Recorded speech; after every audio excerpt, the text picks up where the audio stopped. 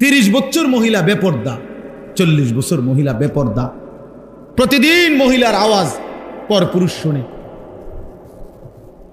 পরপুরুষ শুনে।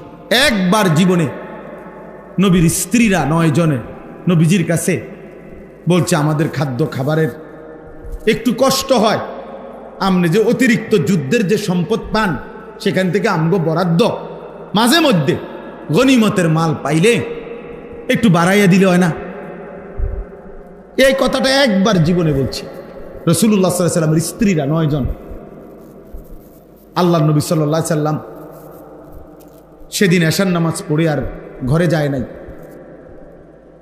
মনটা কষ্ট পাইছে, হায় আমার বিবিরা দুনিয়া চাইলো, আমার ঘরে থাইকা আমার বিবি হইয়া ওরা দুনিয়া চাইলো। তো মন খারাপ করে যখন তিনি মসজিদে বসে আছেন, এশার নামাজের উপরে ঘরে যাচ্ছে না হুজরায়, তো আল্লাহ তাআলা বলছে, বন্ধু, ইয়া আইয়ুহান নাবিয়্যু কুল লি আজওয়াজিকা ইন কুনতুন্না তুরিদনাল হায়াতাদ দুনিয়া ওয়া যিনাতাহা ফাতাআলাইনা উমাত্তিউকুন্না ওয়া উসাররিহুকুন্না সারাহান জামিলা। আপনি যান, ঘরে যান, মন খারাপ করেন না।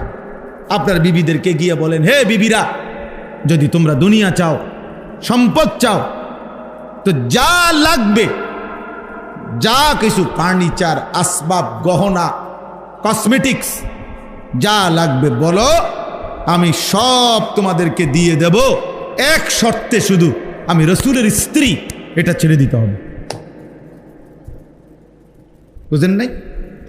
মুহাম্মদের স্ত্রী থাকতে পারবা না, আমার থেকে তালাক নিয়ে নিতে হইব। এরপরে যা বলো সব দেব, সব দেব। وَإِن كُنتُنَّ تُرِيدْنَ اللَّهَ وَرَسُولَهُ وَالدَّارَ الْآخِرَةَ فَإِنَّ اللَّهَ أَعَدَّ لِلْمُحْسِنَاتِ مِنكُنَّ أَجْرًا عَظِيمًا।